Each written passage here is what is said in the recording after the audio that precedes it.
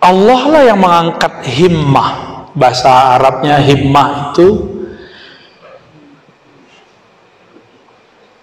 semangatnya rohani, ingin mencapai makom yang tinggi, disebut himmah. Contohnya nih, kan lagi sibuk kerja nih, terus ngomong, ya Allah, coba kalau saya libur, saya akan ngaji kepada para ajengan, para kiai. Itu namanya himmah. Terus pas liburan malah nginep di villa, berarti himmahnya jatuh. Gitu. Kata kawan, coba kalau saya kaya, saya akan bantu orang. Kaya lah dia, beli mobil, lupa. Kejadian kan di salah satu wilayah di Jawa Timur, mendadak jadi miliarder. Kejadian, lupa. Kenapa nggak berbagi? Berbagi, jadikan modal seharusnya. Tapi mau gimana lagi? Nasi sudah jadi bubur. Benar ya? Kejadian. Biasanya begitu. Biasanya kejadian begitu. Itu himmah, pengen mengamalkan sesuatu yang mulia, ketika terjadi malah nggak melakukannya. Namanya sukutul himmah, gugurnya himmah. Ya. Nah, yang mengangkat himmah itu siapa? Dari memandang makhluk ila anil iltifat ila ma'ada, lalu berpaling dari selain makhluk, berpaling dari selain Allah, itu pasnya ila ma'ada wal itimat ala mudabbirin siwa, dan bersandar hanya kepada berpaling dari bersandar kepada selain Allah. Dulu saya pernah kerja dan saya mengira tempat bekerja itu yang memberi saya rezeki. Ada setahun saya dikontrak dulu. Ketika kontraknya habis, itu saya ingat anak, lihat wajah anak saya nangis. Ya Allah, bulan depan saya kasih apa anak saya makan? Padahal bulan depan belum nyampe. Udah galau aja. Padahal belum tahu juga, siapa tahu kiamat besok, ya kan? Ini namanya tulul amal, tolol amal. Amal bukan amal, amal itu angan-angan, cocok logi. Siapa tahu kata tolol dari situ, ya kan? Kiai-kiai kalau canda kan lucu-lucu. Tulul ente, tulul jadi tolol. Tulul amal itu. Besok belum jelas ada kok, masih udah galau aja. Bahkan 1 detik setelah ini kita nggak boleh galau, apalagi 1 hari, apalagi 2 hari, apalagi 1 bulan. Gak usah dipikirin, itu wilayahnya Allah. Wilayah Allah jangan coba-coba dimasuki. Masih gaib sama kita. La ya'lamul ghaiba illallah, kecuali dikasih tahu, disirkan Allah dalam kalbu kita. Jangan coba-coba masuk. Suatu kali Imam Abu Yazid Al-Bustami, wafatnya sama dengan Imam Muslim, pengarang Sahih Muslim, 261 Hijriah. Beliau ini kan makmum biasa subuh. Gak tahu nih, Nahdien ke subuh jamaah nih, atau minimal di jam inilah sebelum syuruk lah ya. Insya Allah. Insya Allahnya kurang keras. Gak yakin aneh. Termasuk kita. Ya. Subuh-subuh dia sholat, habis sholat dia zikir. Abu Yazid ini kalau zikir masih sampai syuruk, sampai terbit matahari baru dia beranjak. Bahkan kalau lagi asik ma'rifatnya, diteruskan sampai ke duha. Lagi asik diteruskan sampai zuhur. Melihat pola hidupnya begini, berarti dia kalau punya kerjaannya ditinggal. Ini bukan untuk ditiru ya. Ini Abu Yazid kan wali kutub, antum wali kutu kupret. Wali daya. Anda baru dengar Islam gitu. Imam masjid, hafiz Quran, hafiz sunnah, mengerti fikih, jago ilmu akidah. Melihat dia, Pak Yazid, bi ayyi syai'in taqutu hadzal yawm? Kamu makan apa hari ini? Ngejek. Orang kerja ke pasar, ente di sini. Orang kerja di ladang, ente di sini. Makan apa ente hari ini? Diejek sama tuan imam. Kalau Pak Imam nyebutnya sini apa? Apa? Pangersa imam? Pangersa. Oh ya, saya waktu di Sukabumi itu dipanggil pangersa, kaget. Pangersa itu orang mati bukan? Bukan, ternyata pangersa penghormatan yang mulia. Sempat kaget, pangersa. Kirain almarhum. Salah paham saya. Harus kursus lagi berarti. Pangersa imam ngomong, Pak Yazid, ente makan apa, sarapan apa pagi ini? Orang kerja ente malah di sini. Kira-kira begitu kalau diterjemah. Abu Yazid itu udah suruh, langsung berdiri, kata beliau, sholat diimami oleh orang yang tidak percaya Allah yang menjamin rezekiku ke langit tidaklah sah, maka aku ulang sholat kodoan. Dikodok sholat jam itu juga, detik itu juga. Ini hukum ma'rifat, ini fikih arifin namanya. Fikhul arifin ini ketat. Saya nggak sanggup. Saya nggak sanggup mengikuti fikihnya para ulama arifin, nggak sanggup kita. Saya masih pakai fikih mazhab Syafi'i, nggak pernah keluar dari mazhab Syafi'i, alhamdulillah. Sampai hari ini, sampai detik ini, bahkan tadi kita ngambil sanad mazhab Syafi'i juga ya, dari Abah ya, biar sah jadi muridnya pesantren Fauzan. Ya.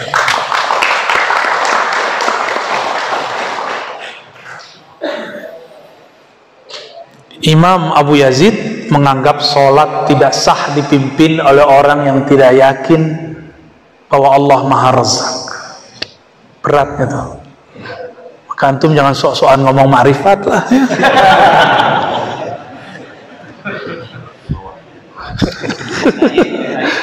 Ya, tapi harus mulai masuk.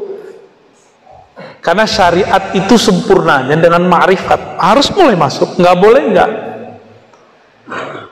Dengan sedikit ma'rifat syariat sempurna, sedikit aja. Seseorang yang merasakan lezatnya bermakrifat, makrifat itu kan mengenal, maka beban syariat langsung hilang. Karena kita sudah kenal siapa yang kita sayangi, maka berangkat pagi pulang sore pun kita lakukan untuk menafkahinya. Kita sebut namanya istri. Benar? Itu istri antum karena kenal. Nikah mah nggak kenal. Karena kenal tumbuhlah sayang. Karena sudah sayang muncullah pengorbanan. Kalau sudah berkorban, kamu di rumah aja deh, biar AA yang bekerja. Cela gombal. Jangan tepuk tangan lah. Orang gombal kok. Kalau sudah begini, tidak bersandar ke tempat bekerja, para kiai nggak bersandar ke pesantren, ya mohon maaf, gaji-gaji guru di pesantren ya mohon maaf. Kalau tidak ada keberkahan di langit yang turun, itu guru-guru miskin semua. Tapi banyak ajengan-ajengan guru-guru berangkat umroh, padahal yang kerja pagi pulang sore belum berangkat umroh. Benar. Maka bedakan rezeki dengan gaji. Kalau rezeki temen nih lagi ngantuk dia. Tuh jangan ganggu ya. Hayati lelah katanya. Cung, aman cung. Rezeki lebih umum daripada gaji. Kalau gaji terbatas, kalau rezeki tiada batas. Maka orang-orang yang sudah gak memandang itu dengan baik, maka dia korupsi karena dia mandang gaji gak cukup. Ustadz mau korupsi apa? Mau korupsi apa? Jangan. Nggak ada, nggak bisa korupsi. Korupsi kita iya, nggak bisa. Betul lah Nabi mengatakan innama bu'istu mu'alliman muyassira. Aku diutus sebagai mu'allim, maka beruntunglah para mu'allim. Tapi muyassir, muallimnya nggak boleh saklek, nggak boleh killer. Muallimnya harus muyassir, banyak rahmahnya daripada galaknya. Galak boleh, namanya ketegasan, kewibawaan. Tapi rahmah harus di depan. Inna rahmati sabaqat ghadabi. Allah aja ngomong, rahmatku lebih dulu dari murkaku. Karena rahmat itu sifat zatnya, sedangkan murka bukan. Ada nggak nama Allah Ghadban, Ghadub, Mughdib? Ada nggak? Kalau Ghaffar, Ghaffar, Ghafur, Ghafir, di Quran ada 3. Ada kan? 3 kan? Ghafir, Ghaffar, Ghafur. Pengampun, penghapus dosa-dosa kita. Tapi kalau untuk memarah nggak ada. Yang ada cuma muntakim. Muntakim itu maklum. Mawantakim, kamu jahat, Allah jahat. Bukan itu terjemahannya, salah itu. Allah, kamu berbuat salah, Allah akan balas kesalahanmu, ya. Kalau Allah jahat kan sesat juga tuh terjemahannya. Astagfirullahalazim, asyhadu an la ilaha illallah, asyhadu anna rasulullah. Ulang syahadat aneh. Ini adab kalau salah menyebut ma'rifat harus syahadat ulang. Nggak boleh nggak, harus syahadat ulang. Salah nih nyebut tentang Allah, Allah nggak adil, langsung syahadat ente. Batal sudah itu. Abu Yazid seperti itu, tapi lebih tegas lagi. Dia kan pengen ngomong, kan gak enak ngajarin imam. Cukup dia mengatakan, oh dalam hati, Pak Imam, pangersa imam gak percaya toh Allah jamin rezeki saya. Dia cuma percaya Allah jamin rezeki orang kerja. Padahal wa ma min dabatin fil ard illa 'ala Allah rizquha. Apa dia nggak percaya ini? Itu pikirnya Abu Yazid. Abu Yazid ngomong, sama hafalannya nggak bagus-bagus amat, tapi ngerti ada ayat ini. Tidaklah ada yang berjalan di muka bumi melata kecuali Allah menjamin rezekinya. Masa Pak Imam yang hafiz nggak ngerti ayat ini? Berarti dia kurang yakin. Udahlah, saya ulang sholat aja deh. Gitu. Imam Abu, maka jadi sufi itu berat. Sampai sekarang saya belum berhasil jadi sufi. Wallahi, sampai hari ini saya belum berhasil jadi sufi. Saya cuma pecinta sufi. Jadi kalau ada yang nulis As-Sufi ya Razi Hasim, wah itu bagi saya itu penghargaan, pujian yang gak pantas. Karena itu gelar wali-wali arifin billah. Kecuali kelompok seberang, menyebut sufi pakai kata dajjal, ya. Masa sufi disebut dajjal? Itu penghinaan bener itu. Bagi saya sufi itu pasti wali, nggak ada sufi yang dajjal, nggak ada sufi yang dajjal, nggak ada sufi yang fasik, nggak ada. Kalau fasik, fasik aja, bukan sufi. Sufi itu man kamula nisabu imanihi wa islamihi wa ishanihi, yang sempurna bagian Islam, iman, ihsannya, baru sah disebut sufi. Saya belum sempurna, lagi belajar, pengen sampai kepada kesempurnaan. Tentu kesempurnaan hanya milik Allah. Maka ilmu ma'rifat sampai mati nggak ada habisnya. Masuk surganya masih cari ma'rifat loh. Percaya nggak? Ayatnya apa? Wujuhu yawma idin nadirah ila rabbiha nazirah. Memandang kepada Allah itu ma'rifat. Seberapa ma'rifat dia di bumi waktu dia hidup, sejauh itulah kemampuan dia mampu memandang kepada Allah Subhanahu wa ta'ala. Maka wajib belajar ma'rifatullah, bukan sunat. Jadi belajar tawasawuf itu wajib. Ngambil thariqah itu mala yutimmul wajib bihi illa fahuwa wajib. Itu benar, kaidahnya benar enggak? Mala yutimmul wajib illa bihi fahuwa wajib. Nah itu. Ada satu kewajiban, nggak mungkin kita dapat mencapai itu kecuali ada satu jalan, maka menempuh jalan ini wajib, disebut thariqah. Gitu. Jalan depan aja diperbaikin tiap berapa bulan? Tiap 6 bulan. Masa thariqah kita nggak dibenerin? Maka meskipun sama-sama Naqsyabandi, sama-sama Qadiri, zaman ini dan dulu harus ada revisinya. Ya. Mesti dibenerin. Orang dulu belum ada namanya kerja dari jam 8 sampai jam 5, belum ada. Maka sekarang para mursyid harus meramu kembali bagaimana zikir yang cocok untuk para karyawan, para teman-teman ini, aparat ini, biar nggak jadi keparat kan. Ya, harus belajar ilmu ini. Maaf Pak John ya. Cuma aneh yang berani ngomong gitu, Mancu nggak berani. Serius. Kita ini kan sama aja di hadapan Allah. Yang Allah pandangkan kolbu. Saya duduk di atas sekarang bukan berarti saya lebih tinggi, enggak. Ini karena tadi udah duduk sini aja, mau turun nggak enak. Malu juga mau turun lagi. Baik. Kalau sudah begitu, sudah nggak memperhatikan, jadi batinnya tidak lagi pengertian makhluk, matamu kepada alam, kolbumu kepada Rabbul Alamin. Begitu. Kunyahlah nasi, tapi hatimu memandang yang menciptakan nasi. Dialah yang mengenyangkan. Bahkan kita mengunyah pun dia yang membuat kita bisa mengunyah. Bener nggak? Saya mau tanya lagi nih, air udah masuk, nasi udah masuk, siapa yang membagi itu di dalam? Antum pernah bagi nggak? Nasi, kamu sini ya. Air. Nggak bisa. Kalau udah kebanyakan, pengen ke belakang. Bener nggak? Pernah mencret, nggak bisa nahan nggak? Tanda kalau kita tidak menguasai diri sendiri. Itu yang disebut Rabbul Alamin. Dan saya di mana-mana nanya ini, Pak Ustadz punya ubat kan? Bisa nahan keluar nggak ubannya? Ban jangan keluar dulu, mau ngelamar orang nih. Bisa nggak?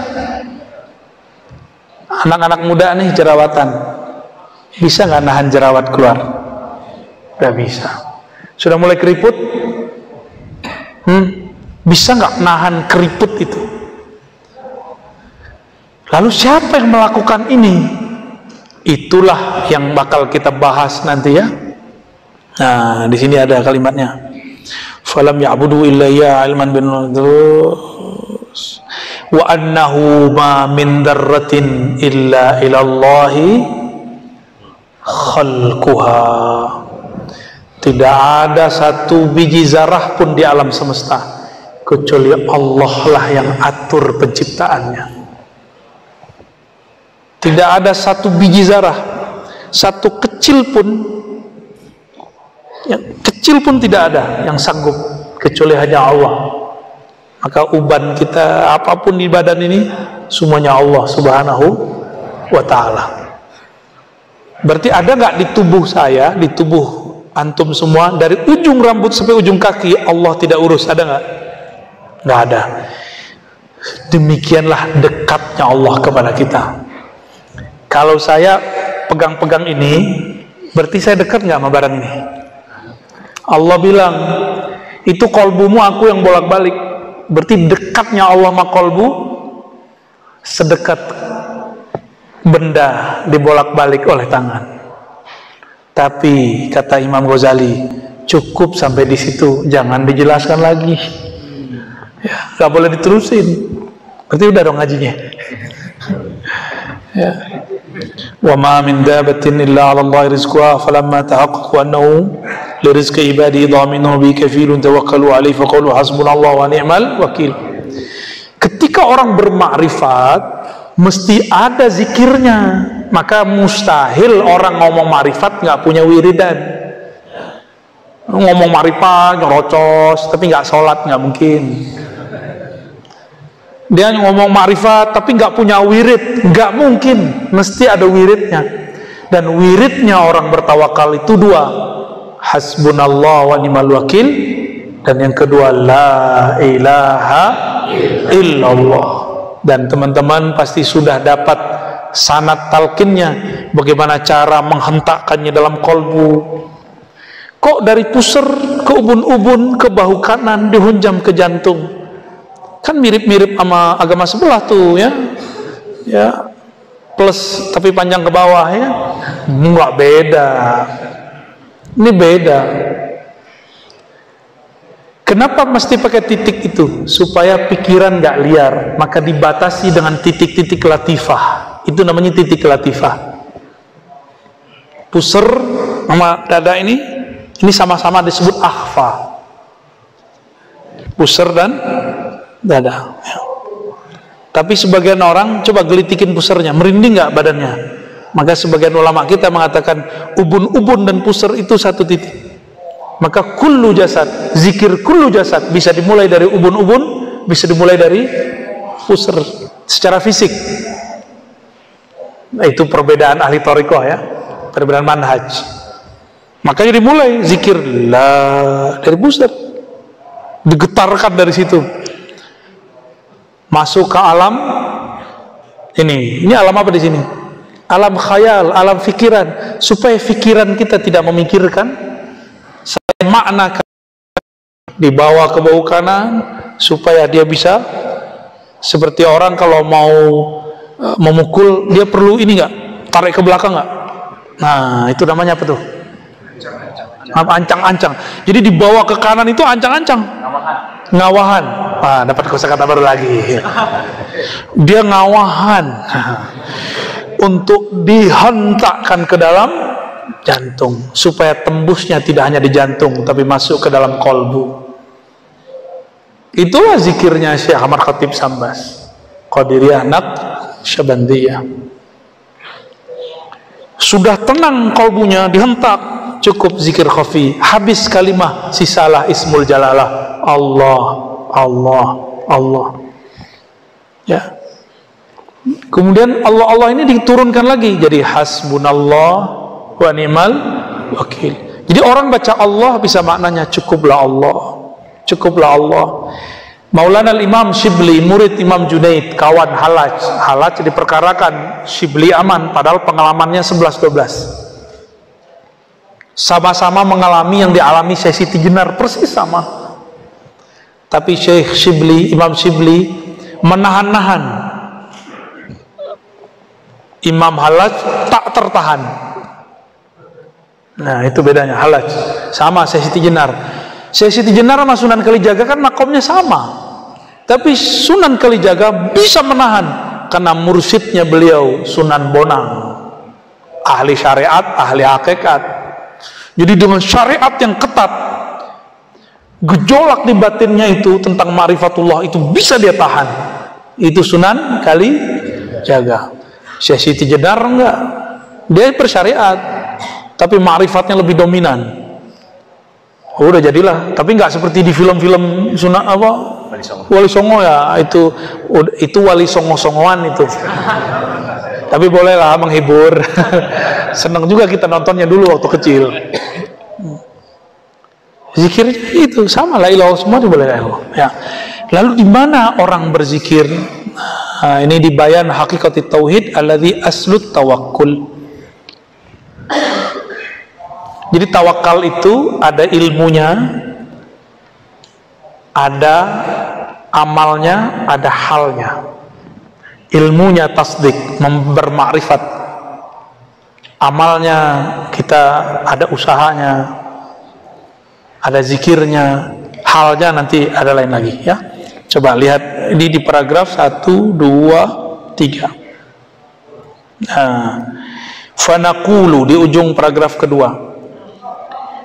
Fanaqulu lit-tauhid arba'u maratib. Ini bagian akhir yang mau saya bahas ya. Tauhid itu ada 4 tingkatan. Ketemu nggak? Ya. Lit-tauhid arba'u maratib. Tauhid ada 4 martabat. Masih kuat? Masih kuat? Dikit lagi ya, dikit lagi. Udah jam 10. Yang nggak kuat mungkin teman-teman saya ini. Antum kuat nggak? Kuat. Oke, kita lanjut ya. Hajar terus. Hajar aswad. Tauhid itu nggak ada batasnya. Tapi akal kita butuh analog, butuh pembagian. Maka mesti dibagi. Imam Ghazali kasih pembagiannya. Itu inti dari lafaz sebelumnya. Jadi lafaz sebelum kalimat yang barusan intinya itu. Tauhid itu ibarat lautan samudra tapi tidak punya tepian. Kata orang dia udah nyampe, belum. Ini antum nih kalau meninggal ketemu Syekh Ahmad Khatib Sambas, tanya sama beliau, apakah engkau sudah sampai kepada ujung ma'rifat? Dia bilang belum, masih jauh lagi. Pasti ngomong begitu. Kalau nggak percaya ntar saya bawa. Antum duluan ya, ada belakangan aja deh. Abu Yazid ngomong bersama, karena dalam ma'rifat itu satu nih, bismillah.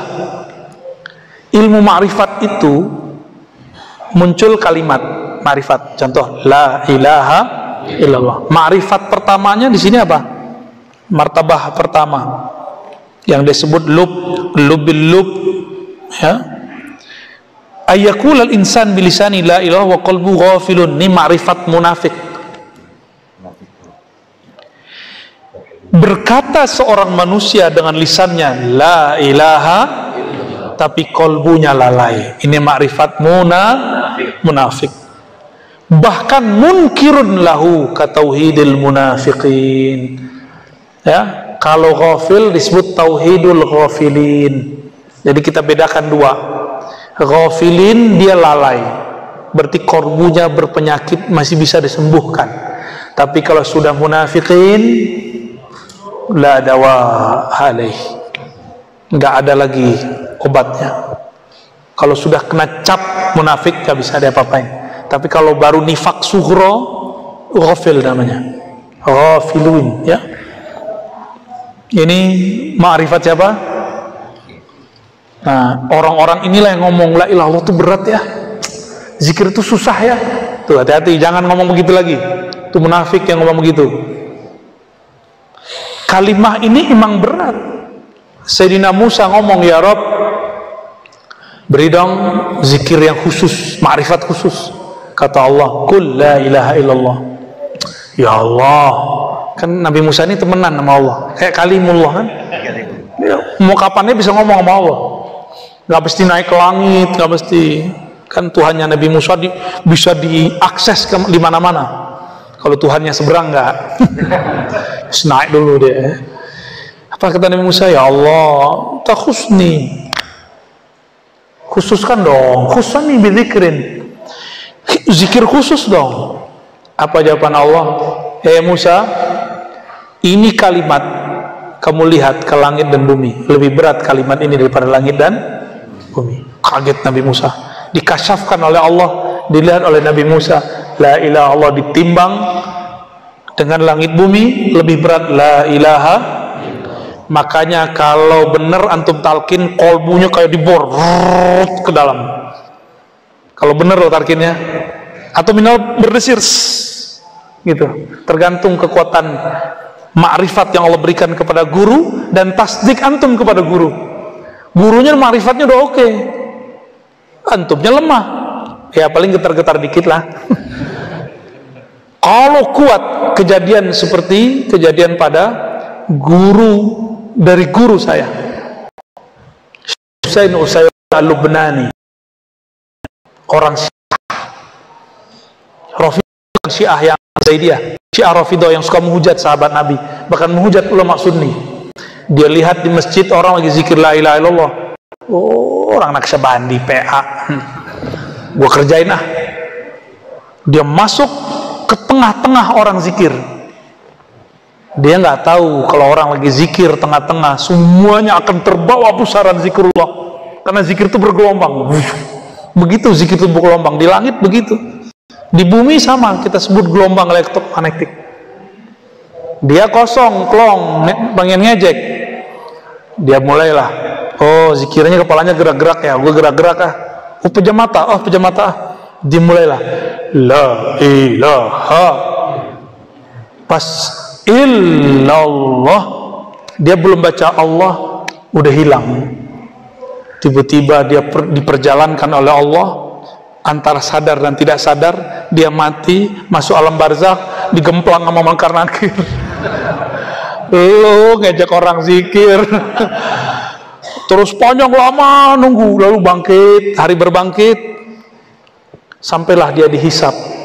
semuanya, dan dia menyaksikan kalimah yang paling berat, salah satunya la ilaha, sampai semuanya di situ. Kemudian orang selesai la ilaha illallah Muhammadur Rasulullah SAW, baru dia sadar orang cuma zikir sekitar setengah jam, 15 menit, 20 menit, tapi pengalaman rohani dia sudah sampai ke alam sana.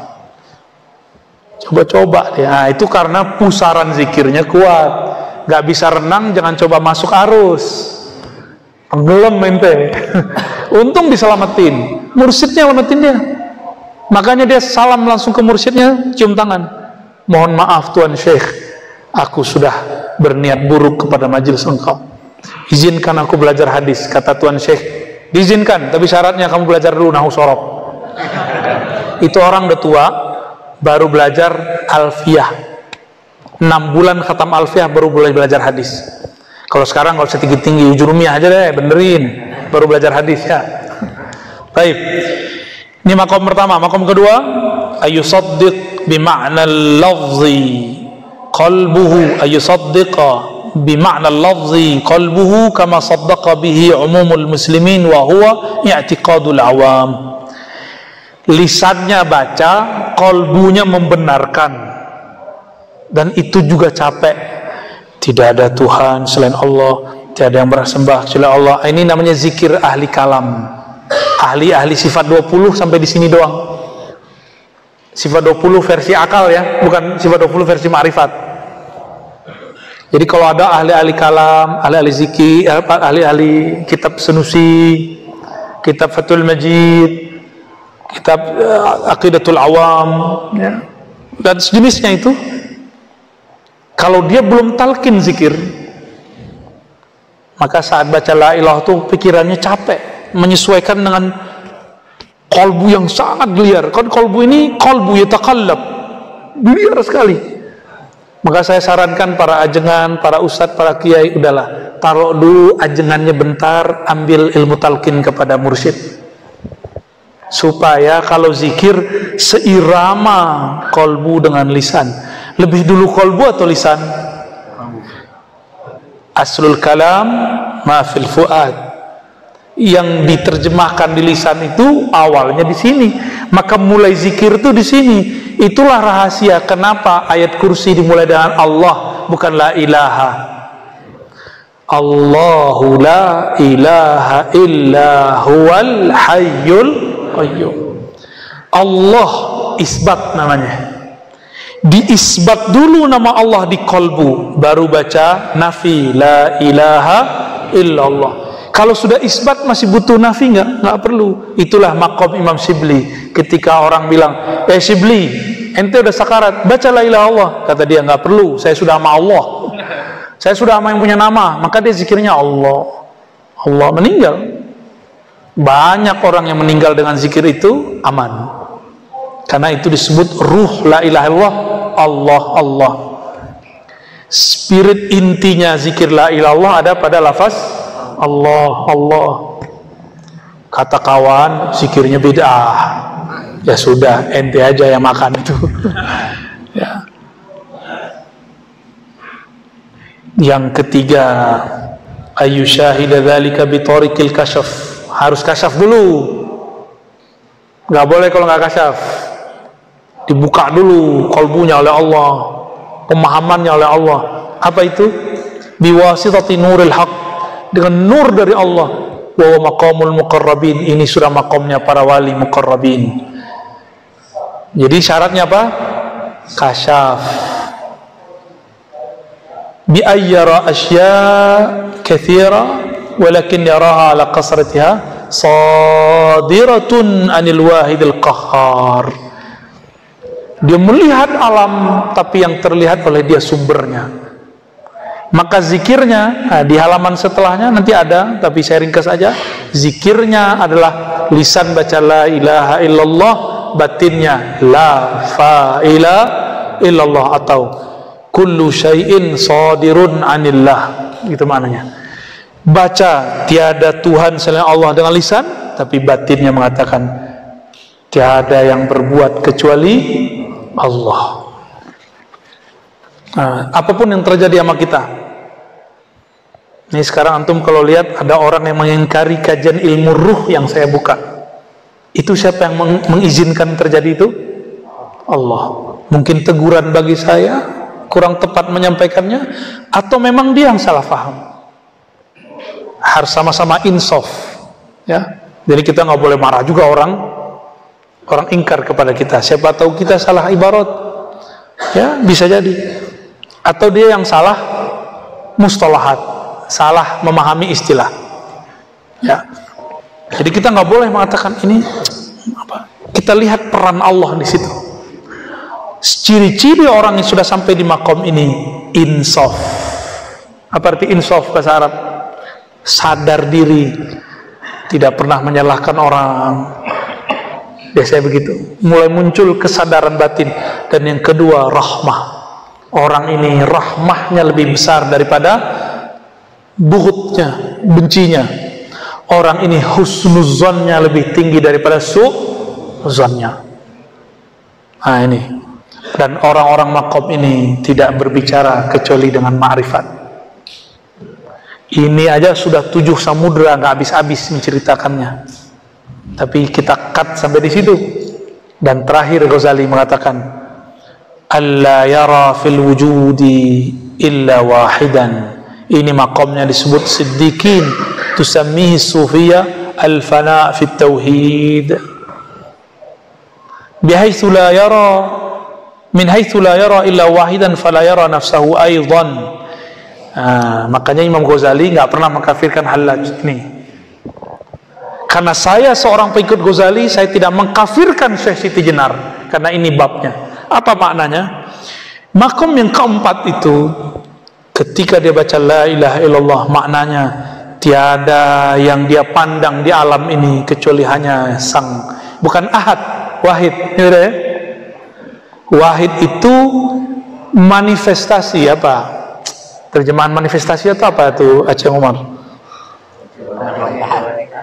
Pengejauhan tahan. Pengejauhan tahan Allah Al-Wahid yang Maha Satu, bukan ahad. Kalau ahad, itu lebih gawat lagi. Itu nomor 5. Kan ini masih 4. Ini kalau saya tambahkan, boleh ditambahkan, itu nomor 5, tapi enggak, kita tahan-tahan dulu. Ditahan-tahan dulu, tuh udah kebuka dikit kan. Ilmu ma'rifat berkembang terus, nggak ada yang nggak berkembang, berkembang terus. Inilah yang disebut musyahadah. Kalau tadi muka syafah di langit, bumi. Kalau musyahadah arash.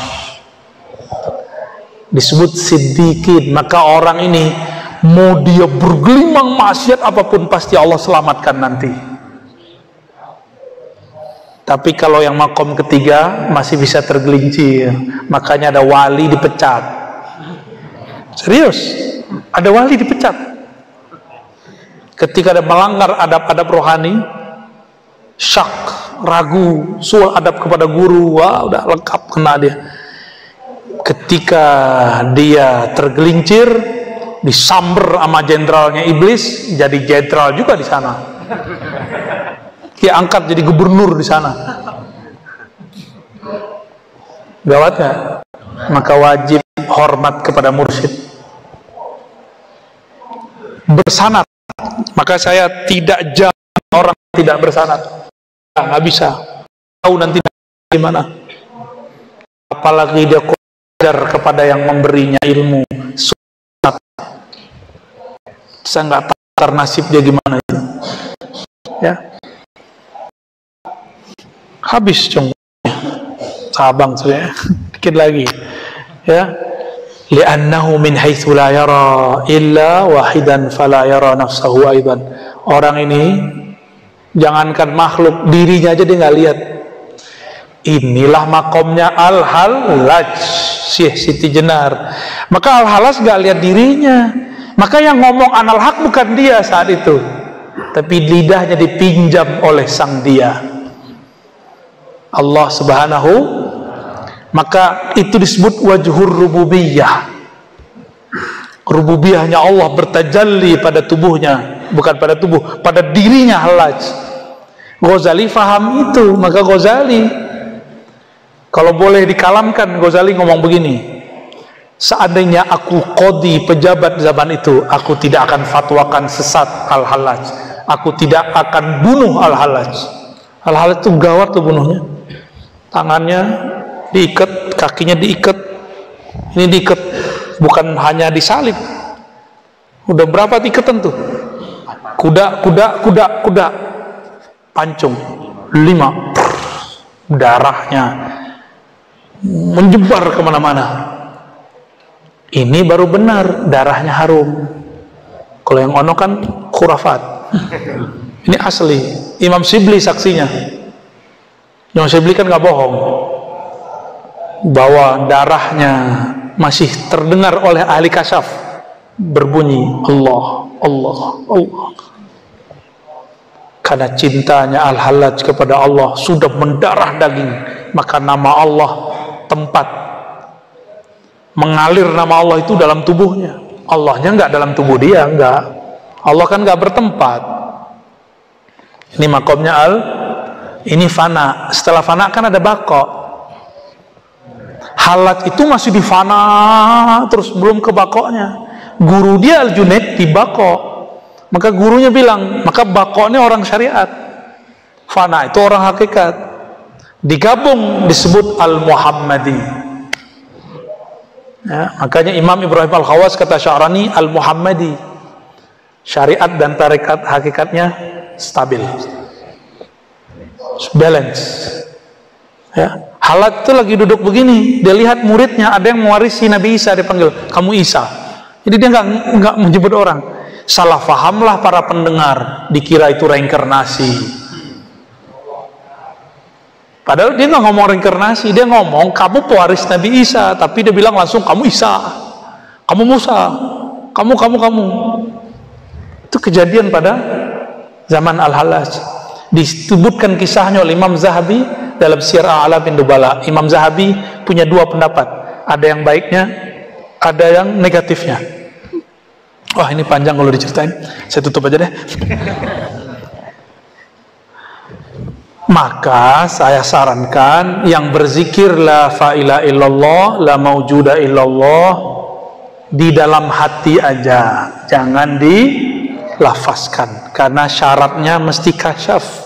La ilaha illallah harus kasyaf. La maujuda illallah mesti musyahadah. Ini yang disebut makom ihsan. Maka untuk boleh melafazkan itu hanya bagi orang-orang yang muqarrabin dan siddiqin. Kalau belum nyampe, maka haruma, kata Imam Sya'rani, haruma min ayyasila ila dhalikal maqam. Dia mustahil, haram sampai ke makom itu. Jadi nggak boleh bilang la maujuda illallah kecuali sudah sampai di makom itu. Supaya nggak kena gimana? Harus tambahin la maujuda bihaqqin atau bizatihi, baru boleh dilafazkan. Maka siapapun yang berzikir seperti ini harus ditambahin la ma'buda bihaqqin, la fa'ila bihaqqin, la maujuda bihaqqin, baru boleh. Kalau enggak haram hukumnya untuk sampai dia ke makom itu. Begitulah hukum ma'rifat, lebih tegas dari hukum syariat. Jadi antum jangan suuzon, fikihnya orang syariat itu nggak ada apa-apanya dibanding fikihnya orang ma'rifat. Di ma'rifat salah adab kufur, di fikih kan dimaafkan. Tapi orang fikih mengira orang syariat, orang hakikat ma'rifat itu nggak bersyariat. Kalian nggak mengerti lautannya luas, nggak mengerti bagaimana dahsyatnya kemegahan istana-istana rohani mereka. Di sana amal soleh bagi orang awam dianggap amal buruk karena masih ada sesuatu selain Allah di kolbunya. Ya, hasanatul abrar sayyiatul muqarrabin. Orang awam bilang soleh, tapi mereka bilang belum soleh. Tadi Abu Yazid imam, bagi imam ini sudah soleh, bagi jamaah itu sudah soleh, tapi bagi Abu Yazid itu bukan kesolehan. Belum soleh dia, gitu ya. Alhamdulillahi rabbil gimana?